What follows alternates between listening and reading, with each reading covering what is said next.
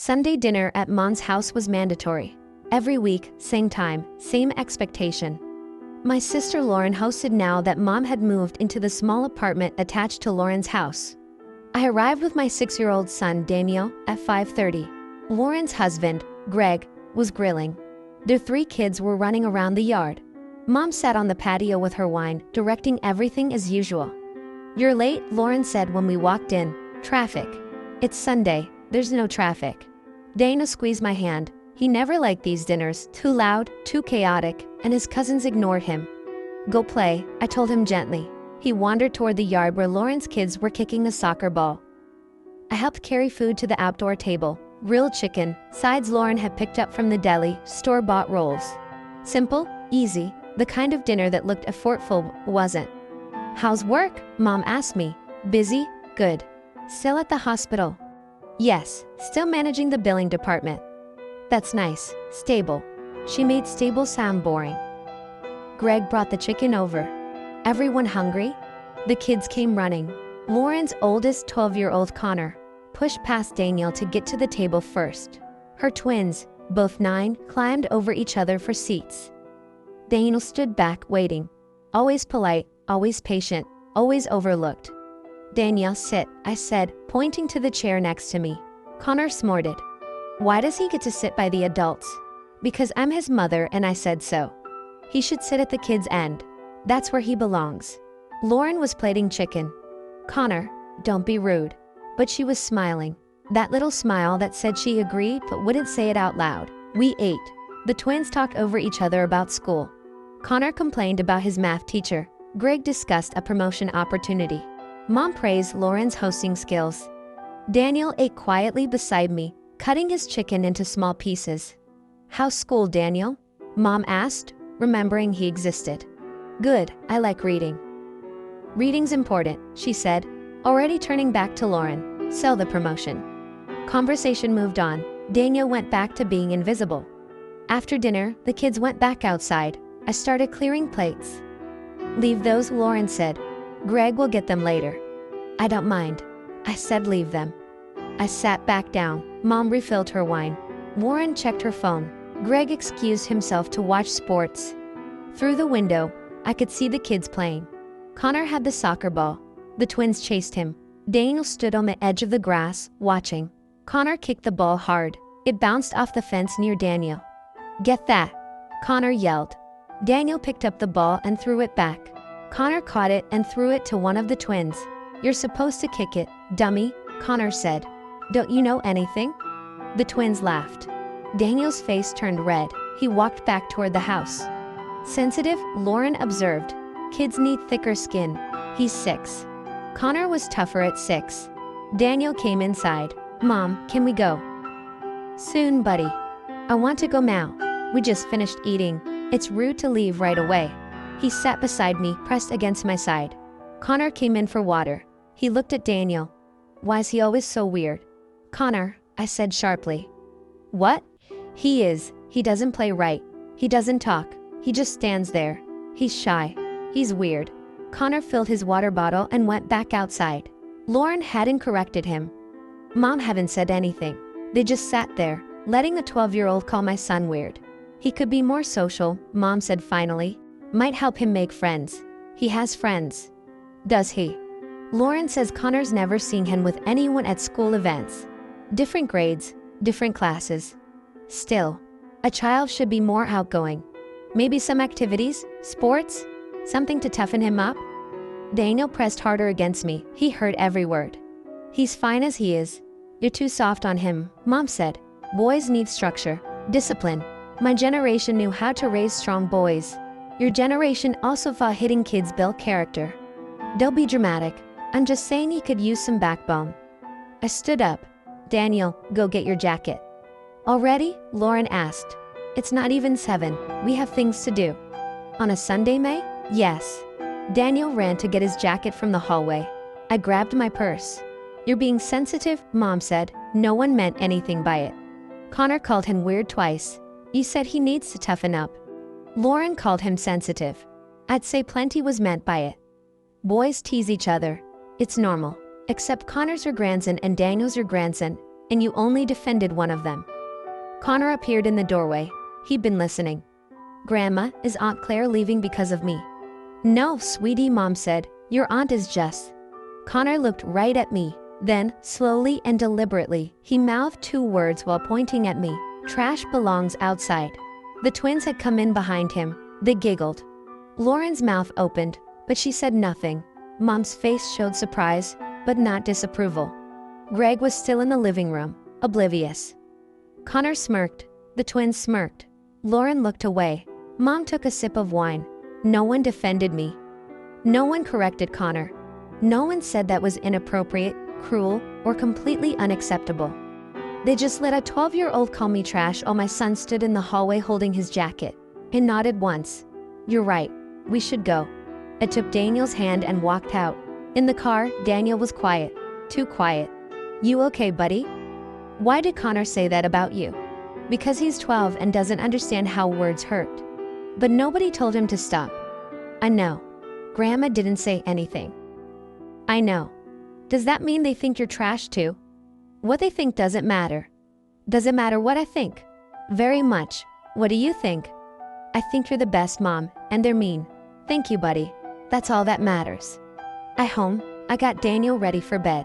Read him 2 stories, tucked him in with his favorite stuffed bear. Then I sat in my living room and opened my banking app. The monthly transfer was due today, same as it had been every month for 7 years. $3,200 every month to Mom's account. I'd set it up when she retired early due to health issues. Her pension wasn't enough to cover expenses. She'd needed help.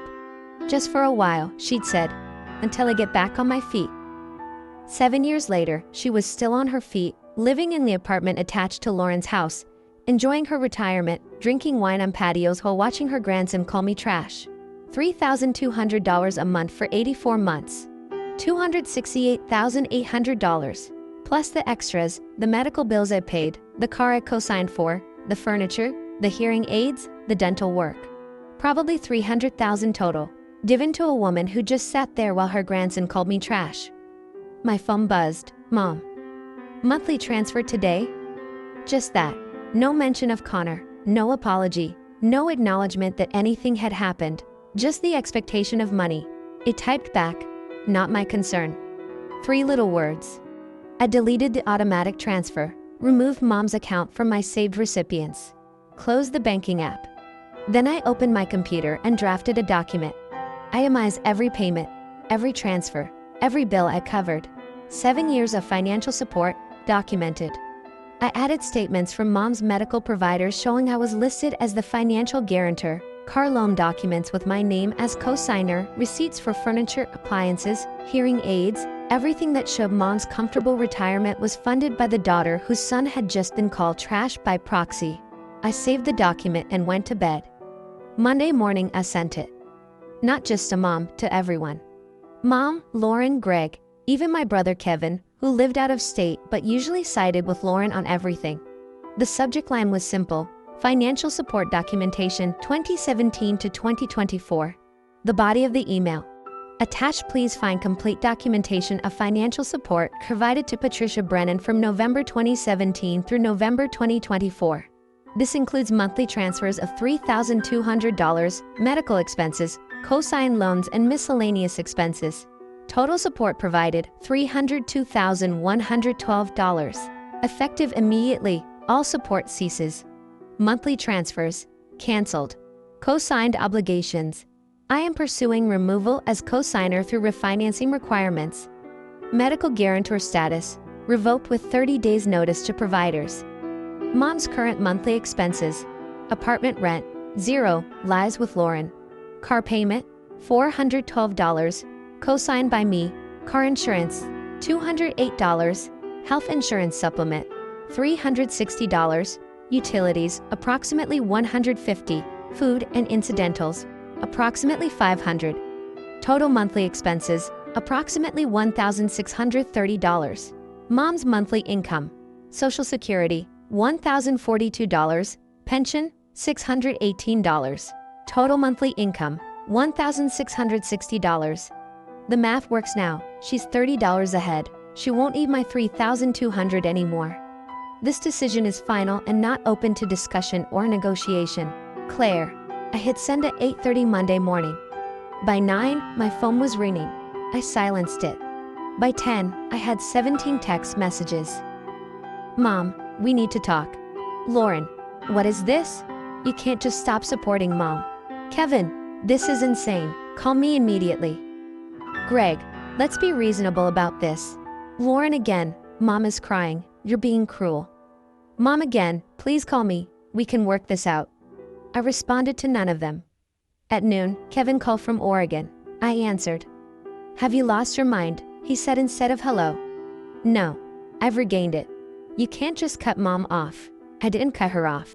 I stopped funding her optional lifestyle expenses. She can't survive on $1,600 a month. According to my math, she has exactly $30 extra per month. That's called a balanced budget.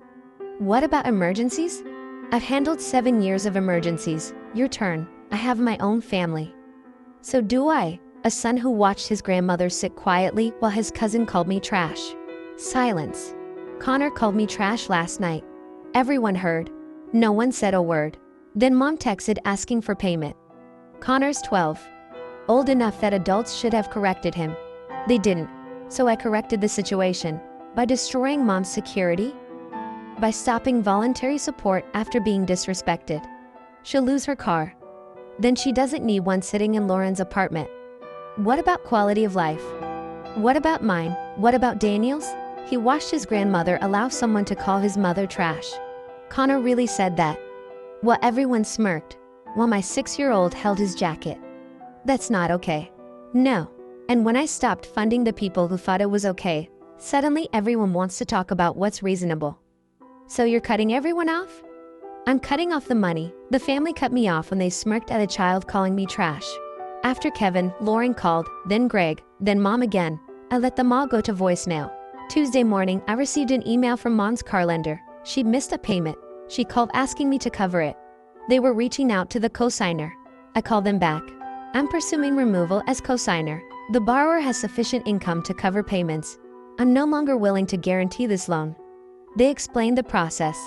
Mom would need to refinance in her name only. If she couldn't qualify, she'd have to surrender the vehicle. Understood, I said. Tuesday afternoon, Lauren showed up at my house. I didn't invite her in.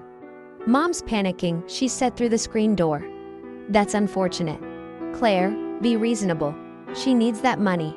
She needs to live within her means. She's 72. And I'm 38 with a child to raise. A child your son called trash. Connor was just being stupid. And you were silent, which is worse. I didn't know what to say. How about Connor? That's unacceptable. How about apologize right now? How about anything other than smirking? I wasn't smirking. You were smiling. I saw it. Now I'm done. Done with dinners. Done with transfers. Done with family that thinks I'm trash while cashing my checks. What about Mom? She'll lose everything. She'll lose the car she barely drives. She'll lose the premium cable package I didn't know I was paying for. She'll lose the wine budget. She'll still have a roof over her head in your apartment. She'll still have food. She'll still have healthcare. She'll be fine. This is so selfish. This is self-preservation. There's a difference. She left. Wednesday, Mom called from Warren's phone. I answered. Please, she said. I'm sorry. Connor was wrong. I should have said something. Yes, you should have. But cutting off all support? That's so extreme. Is it? More extreme than watching your grandson call me trash? He didn't call you trash. He said trash belongs outside, while pointing at me. What else does that mean? He's a child. Who learned that behavior from the adults around him. Who learned that I'm Claire is less than. Who learned it's okay to insult her because she'll keep paying anyway. That's not. I never taught him that. You didn't have to use words. You taught it by never defending me. By always taking Lauren's side. By accepting my money while treating me like an obligation instead of a daughter. I love you. Love isn't about words, Mom. It's about actions. Your actions told me I'm worth $3,000 a month but not worth defending. So now you get neither the money nor the burden of pretending you value me. What can I do to fix this? Nothing. It's not fixable with an apology 7 years too late. It's not fixable with promises to do better. It's done. Please, Claire, I'm your mother. And Dana's your grandson. The one you watched being hurt and said nothing. I'm protecting him now the way you should have protected me then. I hung up. Thursday morning, I took Daniel to school. When I picked him up, he was smiling. Good day, I asked. Really good. I didn't think about Sunday at all. That's wonderful, buddy. Are we still going to Grandma's for dinner? No. No more Sunday dinners. Ever. Not for a while. Good. I didn't like them anyway. Why didn't you tell me?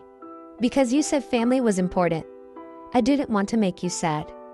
Family is important, but we get to choose what family means, and it doesn't mean spending time with people who hurt us. Even if they're related. Especially if they're related, being family doesn't excuse cruelty. Okay, can we have our own Sunday dinners? Just us. Absolutely. What do you want to eat? Pizza, and we can watch movies, and nobody will call us weird. Perfect. That Sunday, Daniel and I ordered pizza, watched 2 movies, played board games, laughed without worrying about who was listening. No 12-year-olds calling anyone trash. No grandmothers asking for money. No mandatory dinners pretending everything was fine. Just us, just peace, just a family of 2 who actually valued each other. On Monday, the 8th day since I'd stopped the transfer, I checked my phone. No messages from Mom asking for money. She figured out how to live within her means. Trash had taught itself to stay outside and inside, where it was warm and safe and kind. Daniel and I were finally home.